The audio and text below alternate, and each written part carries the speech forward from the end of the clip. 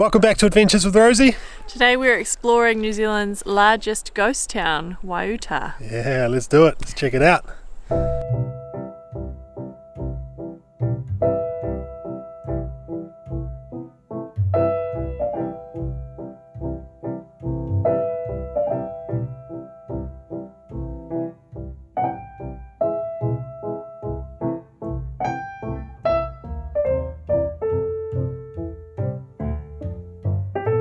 Alright, welcome to the Waiuta gold mine and what then turned out years later to be a whole village up here. We are between Greymouth and Reefton on the west coast of New Zealand, about 20 minutes up a gravel road, and basically what remains here is a gold mine that was first prospected way back in November 1905. Hopefully that wind isn't playing up, it's quite windy up here.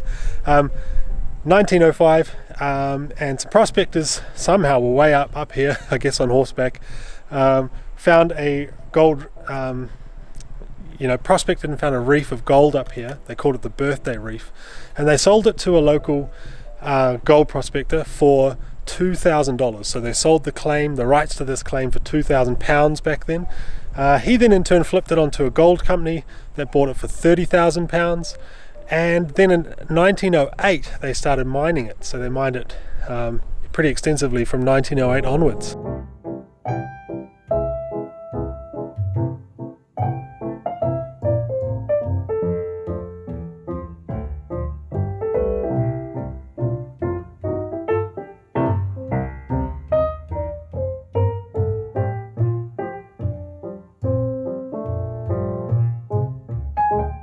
So a bunch of this has actually been preserved and earthquake strengthened, which is pretty cool to stop it falling down. Same with that big tower, so kind of cool that it's all been preserved so that we can explore it.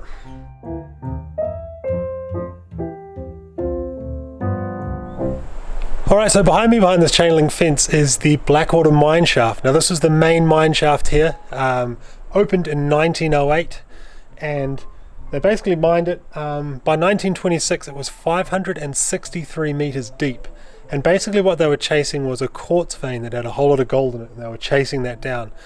There would have been a tower there. The quartz vein apparently in some places was only a meter wide, so they were pretty narrow, confined conditions. They were chasing this vein down with the gold in it, bringing the rock back up there's a big winch, or what's left of a winch over here.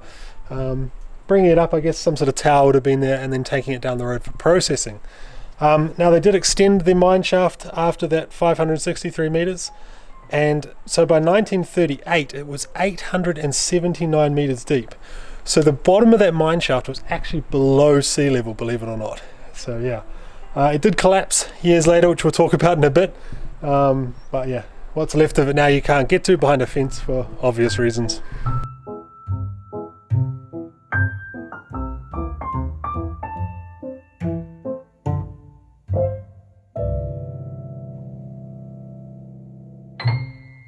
So this little crack in the rock behind me is the original Birthday Reef. This is where they first discovered that gold. It looks like you could sort of shimmy down there. It's fenced off. I'm not going to go in there because I'm not wearing appropriate clothing.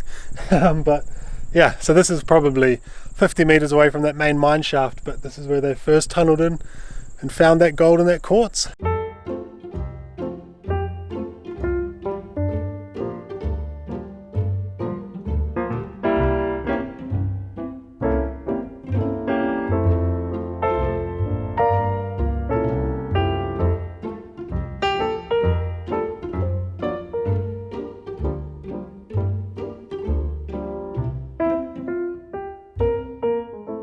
This is pretty cool. This is the swimming pool that was built in the 30s. The sign says that there were sometimes eels put in here on purpose to scare the younger kids because you couldn't often see them because of the dirty water. So by the 1930s up here, this town had grown to a population of 600 people.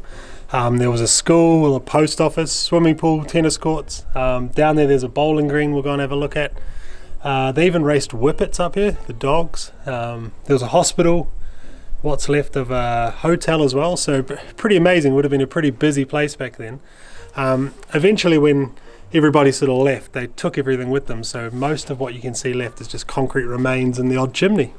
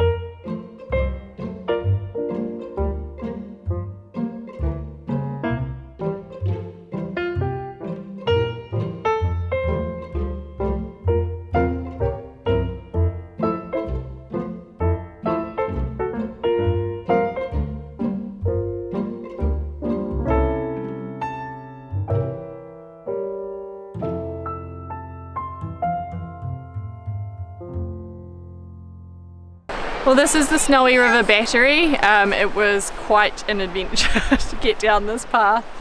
We were really unprepared as well. We're really bad adventurers, so we didn't bring any food or anything like that. It was a heck of a walk down, and we're going to turn around and go all the way back up now. So, whoops.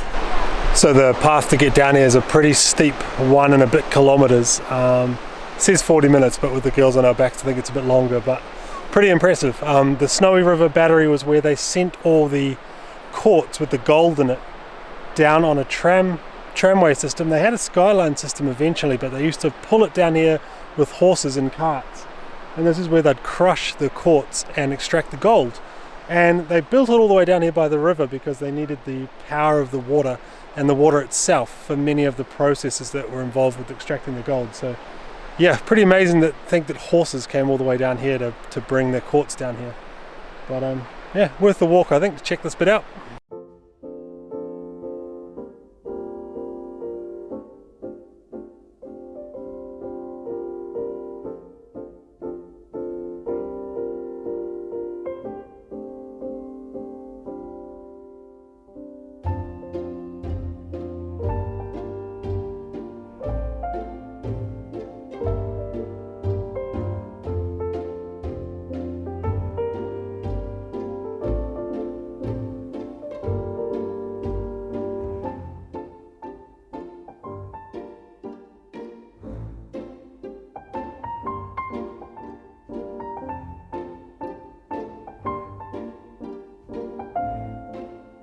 So basically these giant tanks behind me is where they would mix the gold ore with chemicals. There's signs for here for cyanide, arsenic, mercury of all things, and that's how they'd extract the gold. It was crushed in some big buildings that aren't here anymore up on the hill and then put into these giant tanks, and I imagine a lot of those chemicals have leaked into the river over the years. To give you an idea of how much rock they crushed and how much gold this mine produced, in its lifetime 750,000 ounces of gold. So 3/4 ounces of gold came out of here. Now today's gold price is $1,700 New Zealand, so that's $1.3 billion worth of gold this place produced in its lifetime, which is pretty impressive.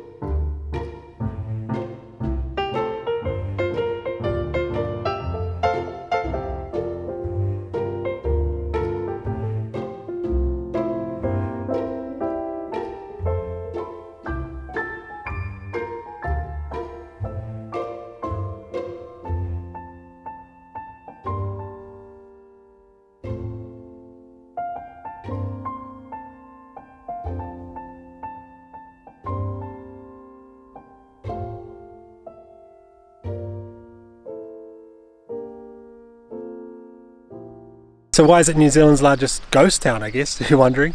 So in 1951, the ventilation shaft of the main mine there, in the Prohibition mine, that collapsed, and the mine was deemed unsafe to work in. So it was going to be too expensive to fix that ventilation shaft, so they basically closed the mine. Now there were 600 people living there, and they were all relying on the mine, you know, for work and income and all that sort of thing.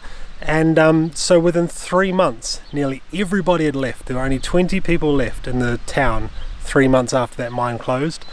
And they basically tore down their houses, they took all their lumber, they loaded everything up, and they left. So yeah, a few people lived up there for a few years longer and prospected and a few other things, and then left. So pretty amazing to think from, you know, the height of that mine, 600 people, 3 months later, 20 people left, and it would have just been a ghost town. Thanks for joining us on our little adventure this afternoon. I think you'd probably need at least a full day here, eh? Yeah, we spent half a day and we didn't get through it all, so there's so much to see up here. Yeah, there's also a really nice dock hut, so it would be really cool to come and stay up here one weekend. Yeah, it would be. If you like this adventure and you want to come along for some other ones, we're working our way down the west coast. We've got heaps of trips planned. So yeah, hit that subscribe button. Any questions about the place, fire them away below as well, and do the best to answer them. See you in the next video. See ya.